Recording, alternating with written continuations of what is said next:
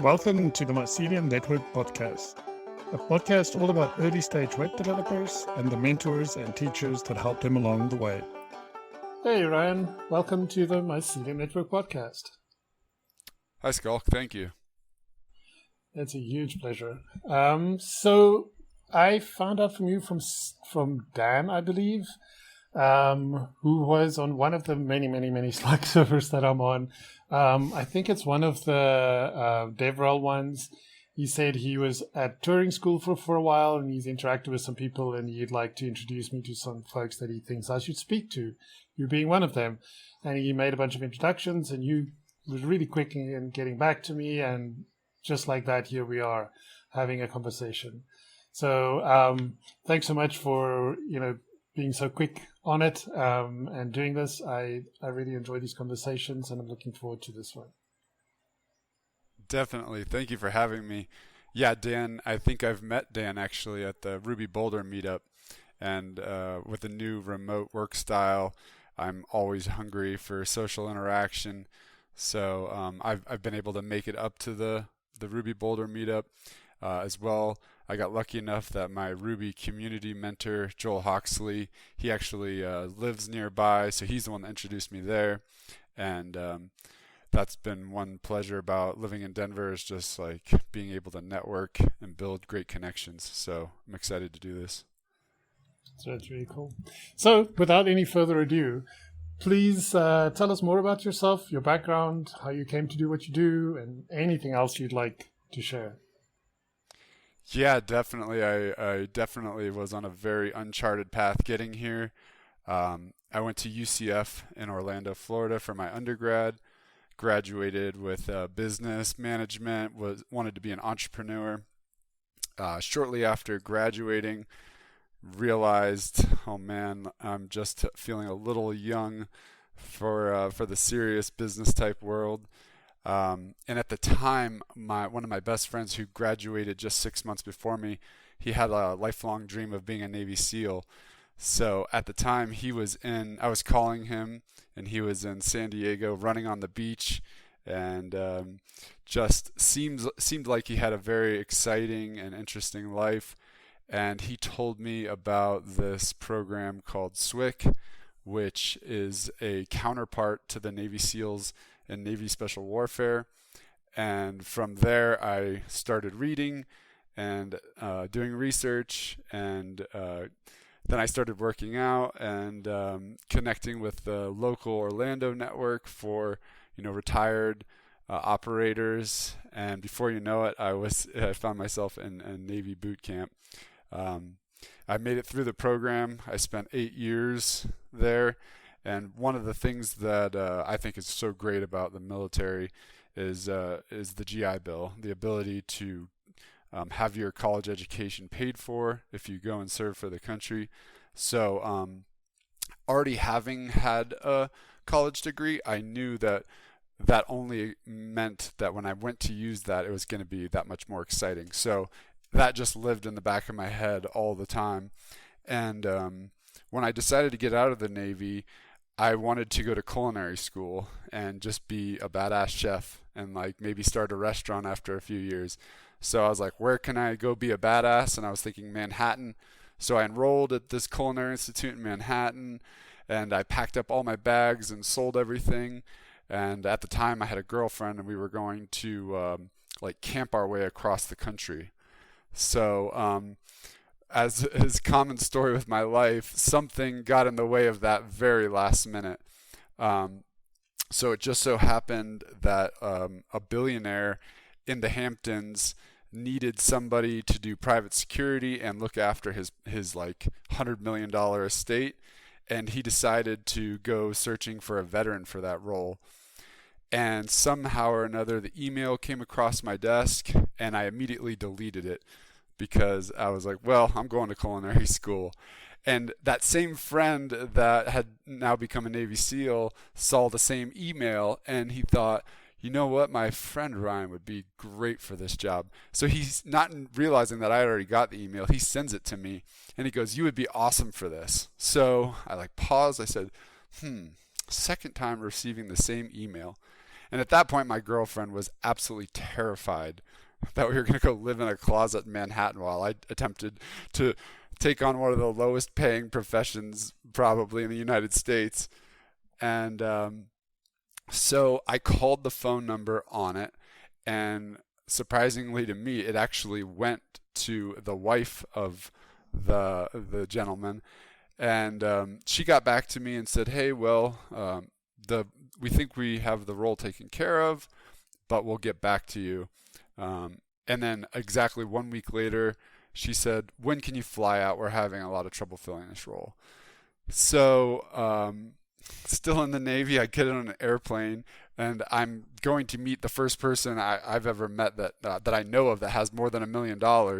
And so here I am, like dressed in full suit. I mean, as nice as I could find my clothes, I dressed up.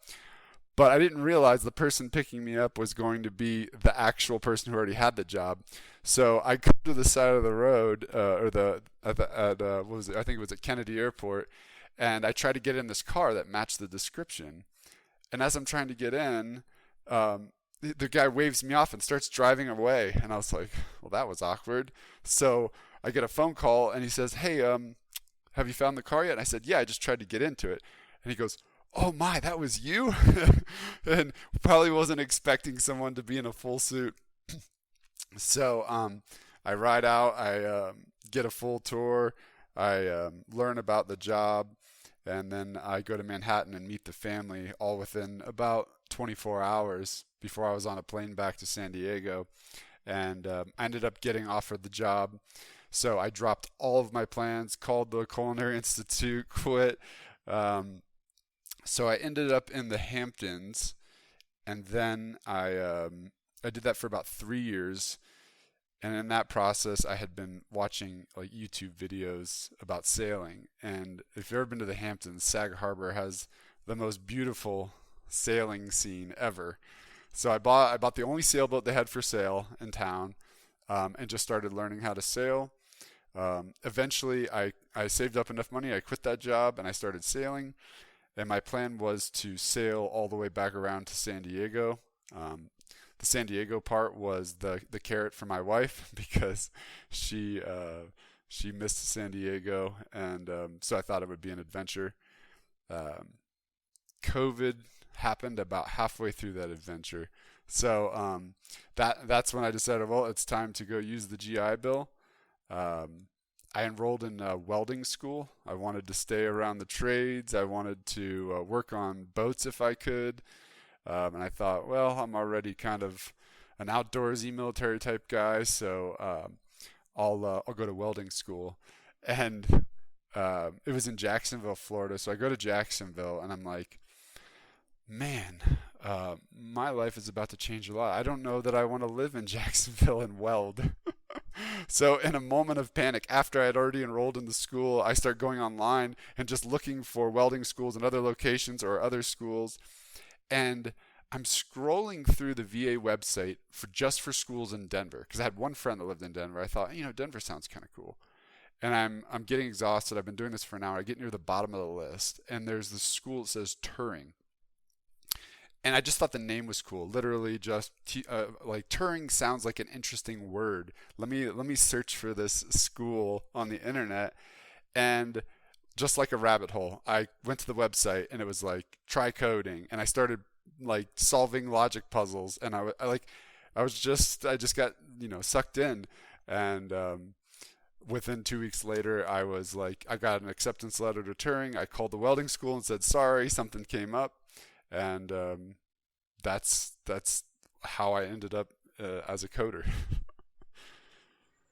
That's fascinating. That's such an interesting life and story.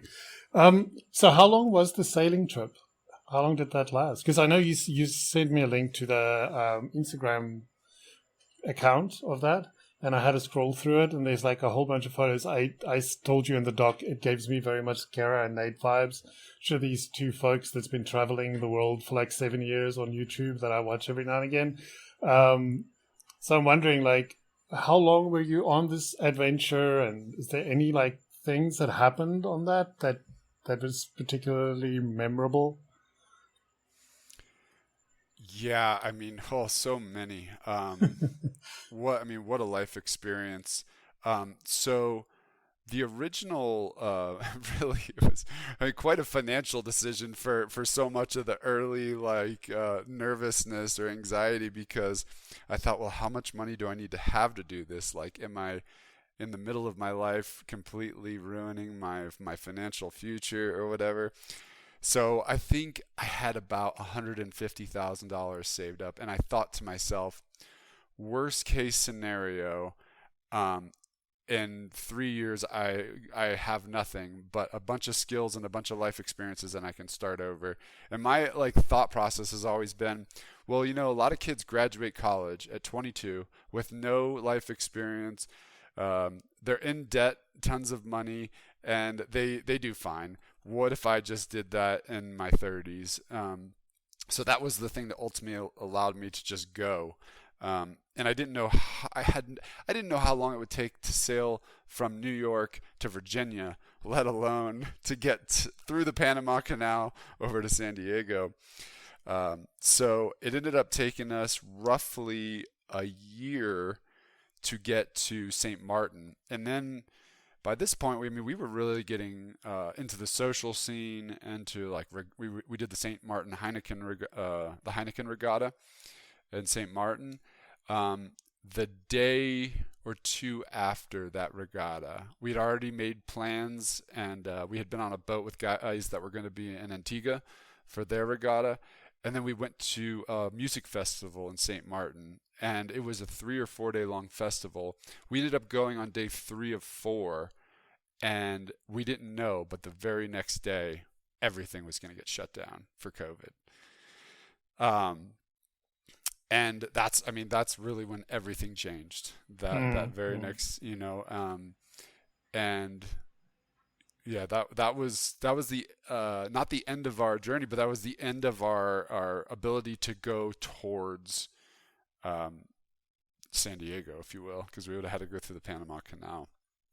Um, but so what we did decide to do is everyone got a little nervous in St. Martin. Hurricane season was going to eventually come. They have a lagoon there, but we're talking maybe being stuck in St. Martin for a really long time. And we were lucky in the sense that the U.S. was 1,000 miles away, and that was easily sailable for us, going with the trade winds. And there were a lot of people from Germany, from other countries, who that option didn't really exist for them. So we decided, hey, let's go out to sea. Let's head back towards the U.S. We had a couple friends that we knew that were hiding out in the Bahamas, and we thought maybe we can join. We knew we couldn't legally go into the country, so we started sailing, and 7 days in, we're just on the northern side of the Turks and Caicos, and we this is the middle of the night, and we've got a pretty stiff wind coming like right at us, so we're beating, and we have an island that's kind of like right off our nose, and we have this nice little rum line going south of the Bahamas. And in the middle of the night, my wife wakes me up, and there's just this big old bleep on the radar, and it's just coming at us really fast. So she wakes me up, and it ends up being the Bohemian, I think, Defense Force, but it's essentially their like Coast Guard, and they intercepted us and said, "Hey, you need to turn and go back to the Turks and Caicos." And I was just like, well, we can't go back. We didn't come from the Turks and Caicos. They're going to say the same thing to us that you're saying, like, you can't come in right now because, these are the first few weeks of the COVID lockdowns. So they're like, all right, I'm like, we're a U.S. flagged vessel. We're just going to continue to the U.S. And they're like, all right, well, that's fine. You need to change course and head down to the old Bahama Channel, which runs south on the north side of Cuba. So we tack over and we start heading in that direction. But at this point, we got a 15 to 20 knots of wind right on the bow, and there's something called a lee shore, which is like we have this little, I think it's Mayaguana, this little island off of our starboard side. And we watch the radar, and the defense cutter, he races full speed in the other direction.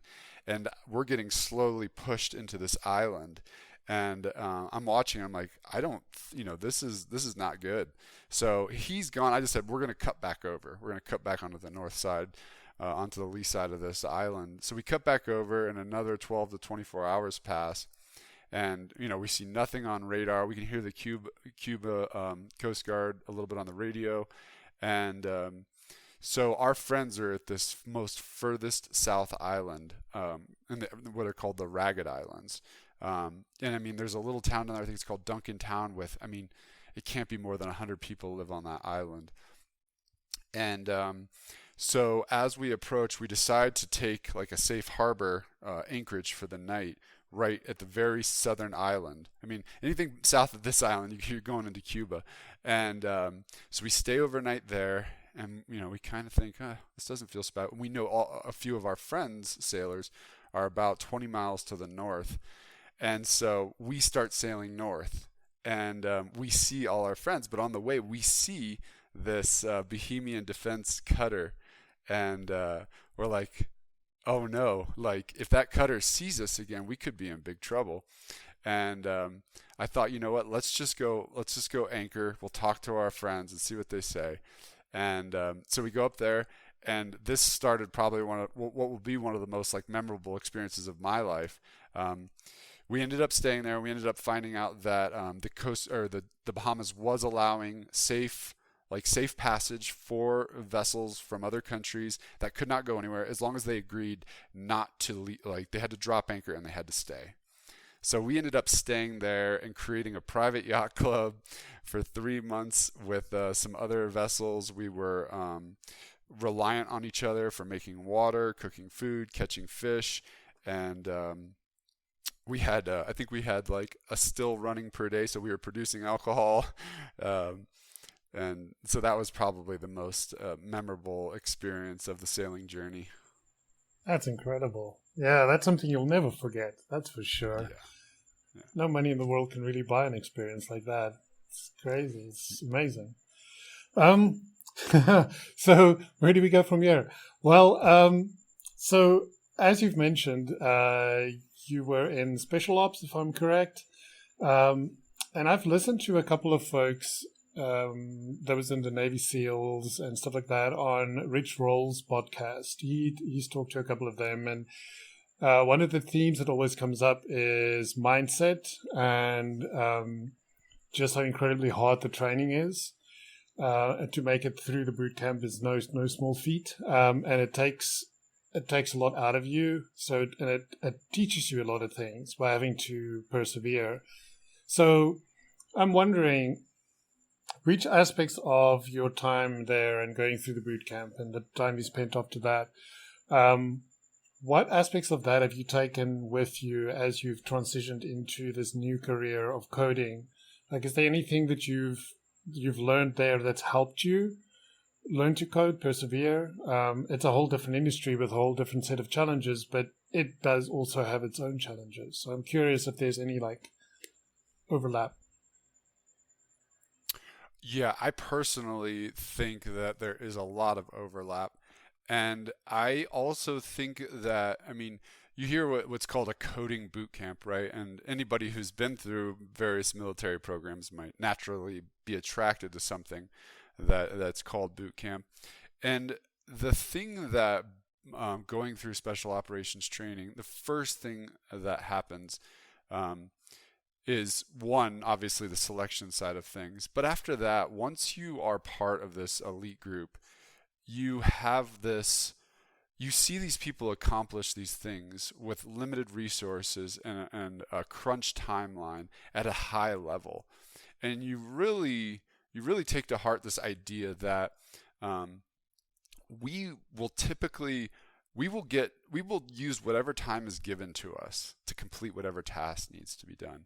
Meaning, if someone says that you need to learn Ruby in 2 weeks, or someone says you need to learn Ruby in 1 year, in both cases, you're probably going to learn Ruby in some fashion. And like that is the greatest gift that being a special operations operator has ever given me. It's just this idea that if you give me something to do and give me a timeline, I'll make it happen. I'll make it work, and I'll do it better than a large percentage of the population. What specific aspects about that is it? Is it just a way of thinking about stuff? Is it a way of breaking down big tasks into smaller things? Is it just having a mindset of, well, this is the time I have, how am I going to use it most effectively? Is it a combination of all those things? Yeah, I would say the first thing that comes to mind is mindset. It's are you willing to take the blockers, the distractors, the other things that will typically prohibit somebody else from accelerating at a fast rate? Are you willing and able to look those, whether it be your wife, your kids, your family, your friends, your hobbies, are you willing to look at all of those things and say, you are all second place for this small, typically a small chunk of time? And once you're able to do that, then I think the next step is network. You cannot do this stuff alone. You have to bring in the best and the brightest, and you have to be willing to extract the nuggets of knowledge and expertise that they have and consume them as fast as you can, but in a meaningful way.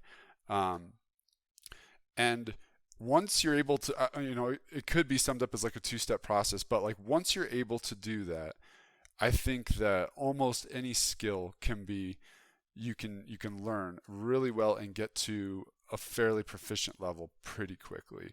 But I think most of the failures you see, whether it's in special operations or even like a coding boot camp, anytime you see someone who's set back or failed, they're missing one of those two steps.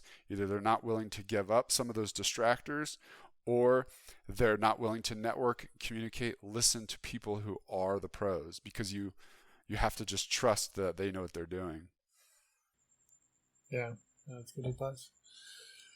So with all of that, what was the hardest part of changing careers and learning to code? For me, definitely it was culture, language.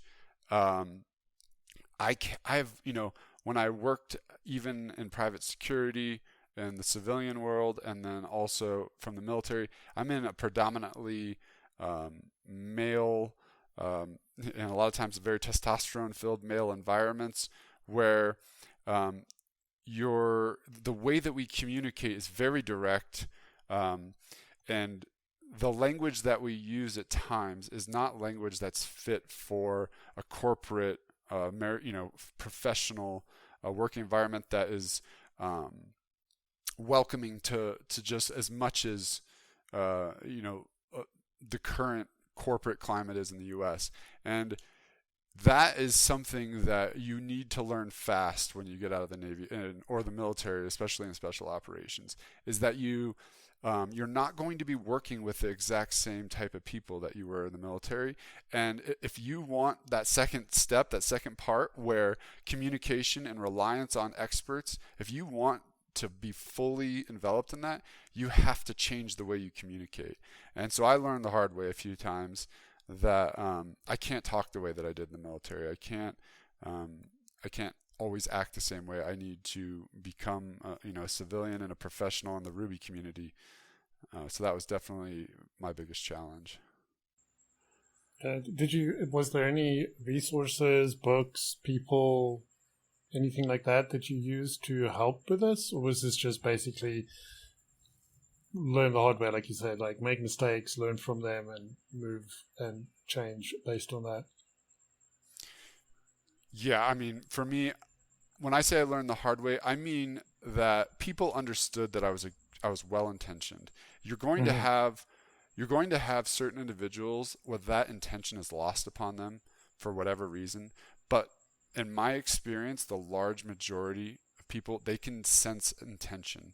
And if you start to build a network where you have community and you're getting along well with a large majority, when you make those mistakes, the people around you that you trust and that identify those intentions, they're going to come forward to you whether it be in a private message or behind the scenes, to say, hey, I know you're a great person. I know you didn't mean to do X, Y, or Z, but just to let you know, what you said or what you did, that didn't really come off the way I know you wanted it to. And I mean, I'm sure there are people who take that the wrong way. I have always been extremely thankful for anyone who's reached out to me in any way like that to just help me grow and help me improve because what I'm trying to accomplish is growth in the coding in the Ruby world, and become the best at what I'm doing. And if I'm accidentally doing things that are slowing that growth, it's great to have people around that can help you with that. Yeah, for sure. So, how did some of this play a role during the interview process? I mean, I know the interview process in tech, maybe in many industries, but I know tech based. It isn't the most ideal. it can do with some improvement, but I'm curious did you feel like this language barrier played a role during the interview process, or was there maybe other things about the interview process that was unexpected to you and maybe any lessons you took away from that? Yeah, I ended up getting really lucky with my first job in the sense that the company was founded by a Navy SEAL. So we immediately had some really common ground and common interests. So I think like a lot of times you can look at like searching for a job in tech from like two perspectives. One is the company is looking for reasons to bring you on. They're looking for, all right, what are the things that this person has that we want? And then in some scenarios, they think that they want you, and the interview process is just ensuring that there aren't reasons that they need to start to take a second look at you. So I think in my personal situation, I had all of the things on paper that this smaller tech, not really a startup, but kind of a startup. I had all the things on paper. They needed to make sure there weren't any reasons to not hire me. And then once, maybe, for anyone else who's looking for a job, once they can identify which one of those categories they're in, they can begin to tailor their approach a little bit on the tech side of things. Once you get to the part where they're just assessing your technical skills, I mean, the mistake that I made was attempting to game the interview. You don't know what they're going to ask you. I rehearsed the day before probably 10 different scenarios with a Ruby repo that I thought they could go down, and they went a completely different route. So you have a bit of that internal panic when they're asking you to do something that you didn't prepare for. So so you just cannot mentally go into, I think, a tech interview thinking that you know what they're going to ask you to do. Yeah. Why Ruby? You've mentioned that a couple of times, so I'm assuming that you really fell in love with the Ruby language and decided to make that. Is that like your main programming language? Yeah, so I went to Turing School of Software and Design, and they have a front-end program and a back-end program. Their back-end program is Ruby and Ruby on Rails. Okay. I didn't know the difference between Java and JavaScript when a month before I started my coding bootcamp. I didn't know really what Ruby was or its reputation or how broadly adopted it was. So I follow, maybe it's just the military side of me, but Turing does a really good job of preparing you for the coding bootcamp. And they give you all sorts of resources and directions and ideas. I just went down the list one after another, and I did naturally fall in love with the Ruby coding language. And since then, I've only continued to enjoy it and grow more appreciation for it. And I've gone to 2 Ruby conferences in a row. I don't know what other conferences are like. I don't know what the other developers are like, but I love being around the people at the Ruby conferences. I love the community. It's just I have found no reason to go start learning new languages and exploring other things. What role has community played in this, like your current, where you are now, but also like maybe the early days? Yeah, I would say that my first experience as far as the community was I always kind of had thought of myself as a bit of an introvert, and I like math and I like solving weird puzzles. So that's why I went to the back end program. But one of the first things I noticed was that anytime we would team up or pair with the front end at Turing was the social crowd. It seemed like the front end group was so much more like flamboyant and interacting and social. Um, and then on the back end program, a little bit more introverted and subdued.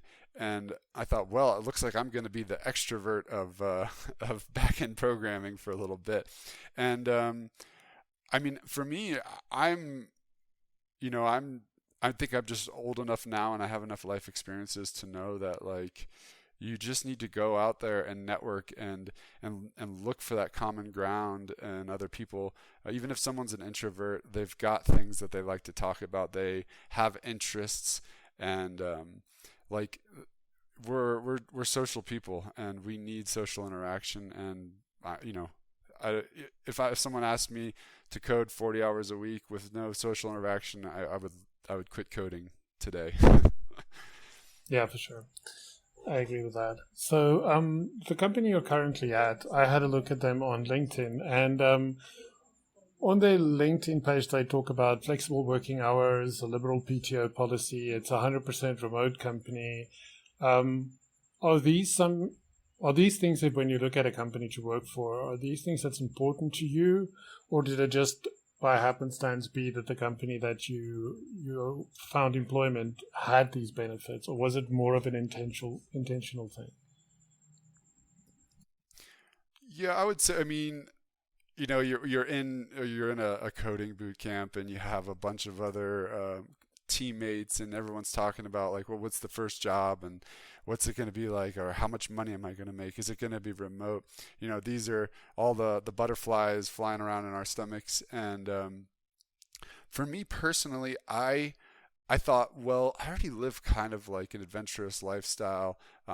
Being fully remote and only work, I'd never had a job where I only worked 40 hours a week. So I thought to myself, that would be pretty cool. Um, and I definitely have never had a job where it's like, yeah, if you need time off, you just take it. There's no policy. Just do what you need to do. Um, but I will say now that I'm in it, I do appreciate a lot of those things. And you can't.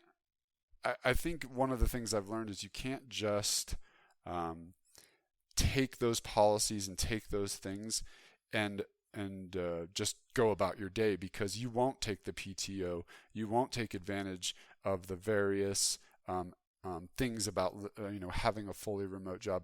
You actually need to be conscious. Okay, well, the company says I can take time off whatever I want. Let me make my own policy. The company is fully remote and people are scattered all over the country. Okay, that doesn't mean that social interaction, coding in person with other people, going to conferences is no longer necessary. Like, you need to be conscious of like all of that stuff. And that is like the biggest lesson I've learned over this last year with companies that are saying, hey, you're like a smart, great like developer guy, come work for us, we have all of these perks. No, like those perks just mean they're just delegating that level of decision making to the employee. They're saying, you figure out when you have time off, you figure out how you're going to have professional, and so yeah, that was, first just showing up and working. Like, you need to plan that stuff for yourself. Yeah, that's an interesting perspective. I've never thought about it like that. That's very interesting. Oh, I read something today that was similar in nature, where it was also like the responsibility is pushed down to you, the employee, to figure out how to do the thing. Yeah, it's interesting. I guess for different people it will be different. Some people would like that kind of unpredictable, like kind of freedom almost, of just deciding like, you know what, I feel like I'm going to take next week off, and then you just take next week off. But I can understand that for some people, like they need something a little bit more predictable, a little bit more planned, maybe. And so if it's not dictated by the company, then you dictate it to yourself. I know for me personally, for example, I like deadlines. Like a lot of people will think like, what? No, that's horrible. Like, no, it gives you something to strive for. You know what the end point is. So you know, like, there's only 3 days left. I need to get this done by then. And sometimes you run into a situation where either employer or if you work with clients, where you ask them, so when do you need this done by? And they're like, well, as soon as you can. And it's like, that's not really the answer I'm looking for. I'm looking for a date. I'm looking for like the end of February or something like that. Is that something that you also would prefer? Yeah, so far my like experience has been I have no experience or expertise in developing or creating software or any of this stuff, and I can't even imagine in the first calendar year of my first tech job like coming into a company and dictating what I think might be the best way to deliver a product or a feature. Um, one of the things you said about like the difference between being left to your own and having some form of structure, the military, one of the closest things that resemble that in the military is working out. Some people just will work out. If you give them no workout schedule, they'll just stay in the best shape of their life. And some people will only work out if you say, hey, you have to show up at 6 a.m. and we're going to work out from 6 to 7. I don't know personally like what the personality traits there or the discipline. I just don't know like what causes those differences in people. But I think as a company, part of your culture is probably to pass down guidance for both sets of people. And the way I've approached it at my company is when I identify things that don't work for me or they don't feel comfortable, I just make suggestions at meetings. I say, hey, like I think that there's an area for just a little bit of improvement here, and I try not to let that stuff build up to a point where I have this annoyance at work, and then before you know it, 6 months later, I've been complaining about these 10 things internally or to my wife or to my friends, but the company doesn't have a clue about it. So I think that everybody is going to have little differences in the way they work. Everybody is going to perform differently with different rules, whether it be pairing or working alone or meeting up every so often, going to conferences, not going to conferences. I don't think it's a matter of saying, hey, let's take a vote and we'll do it whatever the plurality is. I think it's making the tiny culture adjustments in your company so everyone feels comfortable doing what's best for them. Yeah, makes sense. So on GitHub, I saw you have a couple of projects there. Quite a number of them I saw is based on your time at Turing. But before the call, we did have a bit of a conversation about one of the projects that I was going to bring up, and you like mentioned that that one is kind of oldish. I can't quite remember, but you did mention like old software engineers. You do have some side projects that you're noodling with. So if you want to maybe take some time and talk about some of these side projects. Yeah, definitely. One, I'll just say, like coming out of a coding boot camp, working with more experienced developers that seem to have this thriving side project business going on, I just shake my head and think, how? Like, so often I'll come to 5 or 6 o'clock and I've been working on a problem that's been stumping me for days, and I'll want to keep working on that problem.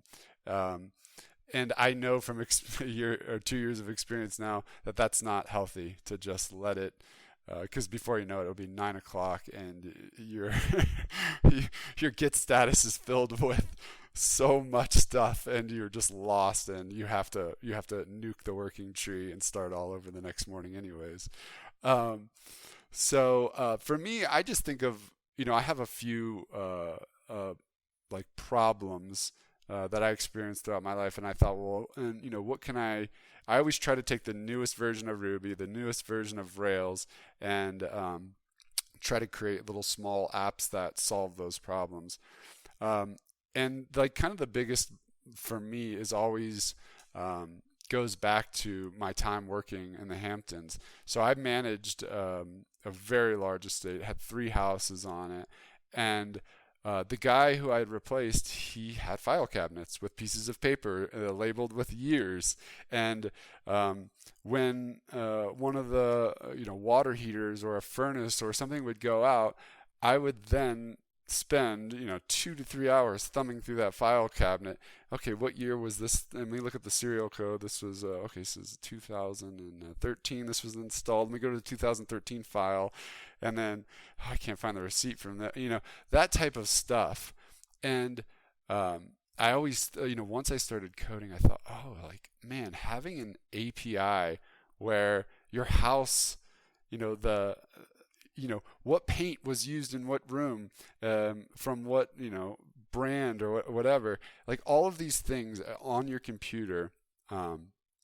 So that's kind of the root of what I've always wanted to just make something that can make, even if you owned your own house and you didn't have a professional, and you wanted to do weekend projects, like what's a way so that you're at Home Depot and you're like, oh, I want to get a new mirror for that bathroom. How big is that wall? How all of these things, like if there was a way to store them. So that's what I've spent my spare hours working on. And then more recently, like I've been cooking a lot more, and I hate being at the grocery store and it's like, oh, this recipe calls for cinnamon. Do I have cinnamon? Like I have no idea. And then it's like you buy cinnamon and then you have 3 cinnamons in your cabinet. And what do you do? Throw 2 of them away? Like, so I think that like, and then when I think like super long term, like I don't know, in 50 years, are we going to have like robots in our house that know all these things? If that's, I probably don't think that's gonna happen, but if it did, like right now our houses are designed for like aesthetics, and our cabinets are, a robot I can't navigate my cabinet, so a robot surely is not going to be able to. So that's kind of where my head goes whenever it floats off of work. Yeah, that's interesting. So you like to solve real world problems that you've encountered personally. I mean, that's a total solid reason for using code, and even that's even a reason enough to learn to code, right? So like solve some of these little problems that's just maybe nobody out there is going to like build a business to solve this one specific problem, but it could make your life a little bit better, and in the process you're learning something new. So that's something that I always like to tell people new to development, to think like, I'm not going to build this little project because nobody's going to care about it. I'm going to put it on GitHub. It's going to be there. And then what? Like, and then you solve the problem. You learn something new. That's enough already. Like if it so happens that other people have had the same problem and they discover your project and start using it and contributing back to it, that's awesome. And it's wonderful if that happens. But it doesn't matter if that doesn't happen. Just the act of seeing a problem, thinking through it, solving it with code, and then putting it out there, that is a great learning experience. And you should not do it just because you think nobody else will care about it. It doesn't matter.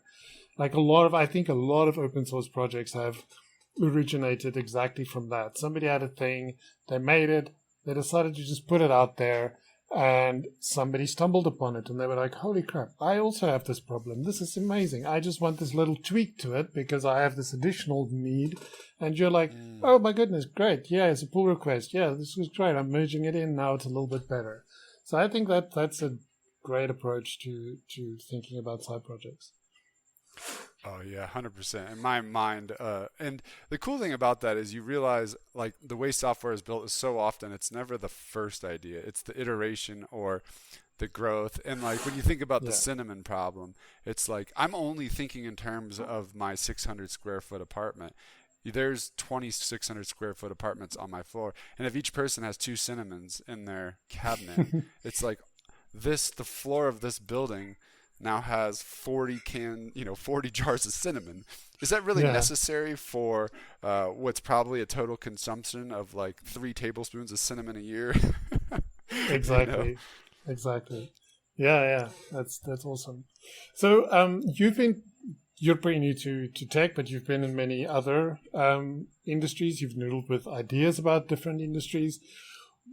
As you look at tech right now, and I mean, we're in a bit of a precarious time in the tech industry right now with all the layoffs and everything happening, but um, maybe taking that into account or maybe leaving that off, what do you see as some of the biggest challenges for the tech industry?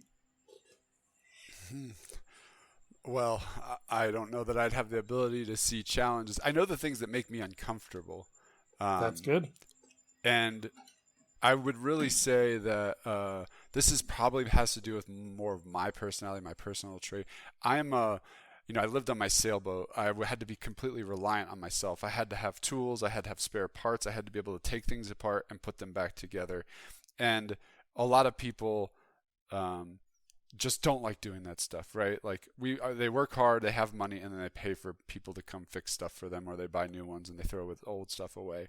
Um, I have somehow found a way to really enjoy the process of building something, taking something apart, fixing something.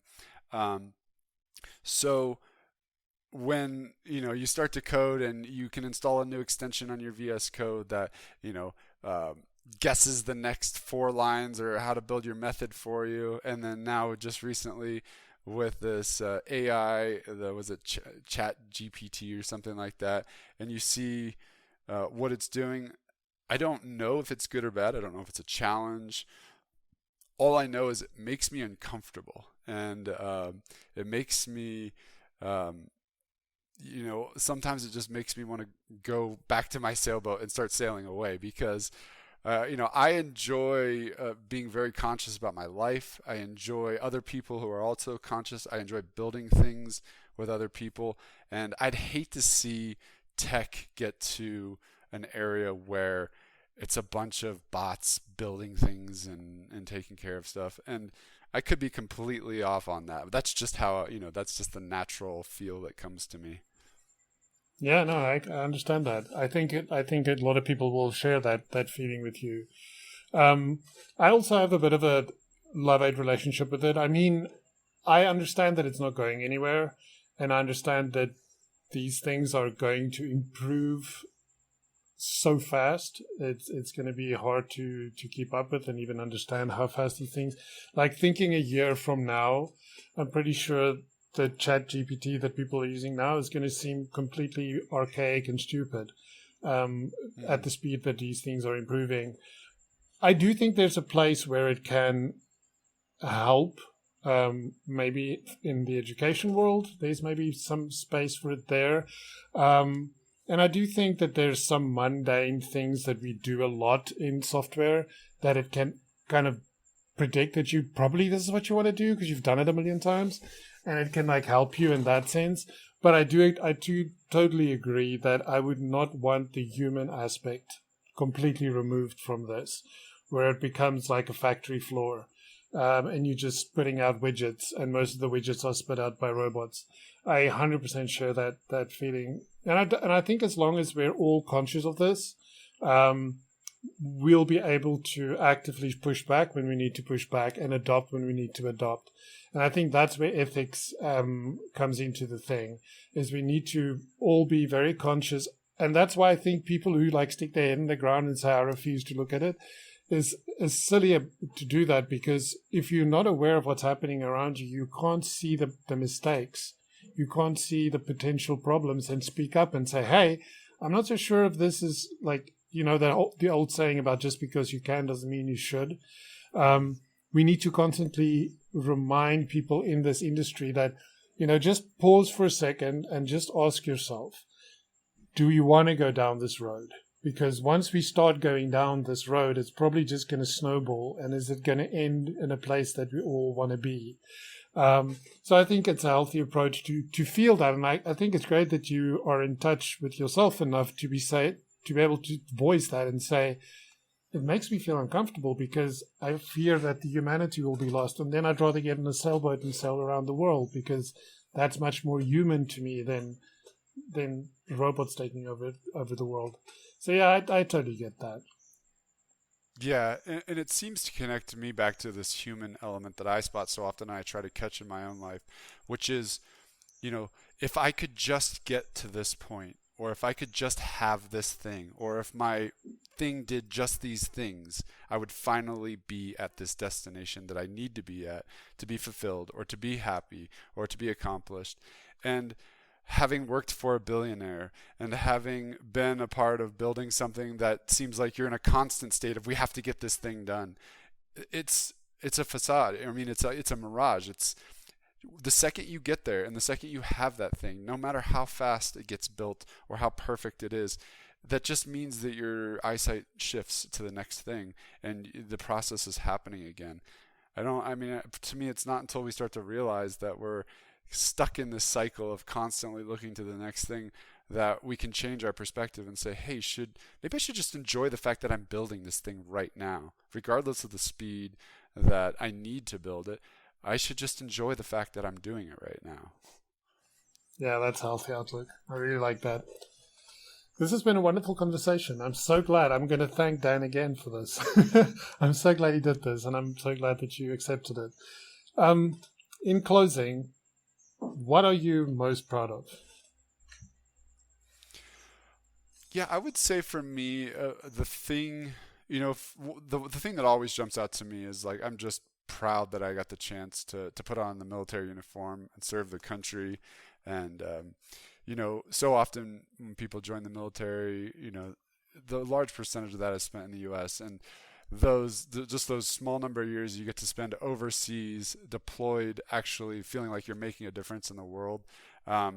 There's nothing that can like really compare to the service like that.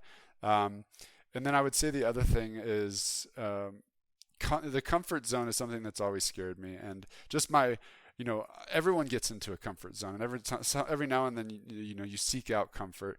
But just ability to identify maybe at times like in your life you get a little too comfortable and realize that life is not, life is short. So if you're going to spend too much of it in the comfort zone, like you got to get out. So I've been proud of the fact that I've been able to always identify, and the second I get comfortable, it's time to go get uncomfortable again. Yeah, it's a great philosophy. Well, thanks so much, Ryan. This has been a lovely conversation. And thanks again for doing this, and have a lovely rest of your day and a great weekend. Thank you for listening to this episode of the Mycelium Network podcast. If you're not already, please subscribe, star, and leave a review for us in your podcatcher of choice. This helps others find us and helps us make a better podcast for you, our listeners. You can also find and follow us on Twitter at Network Mycelium and join the community on Discord. All the links are available in the show notes.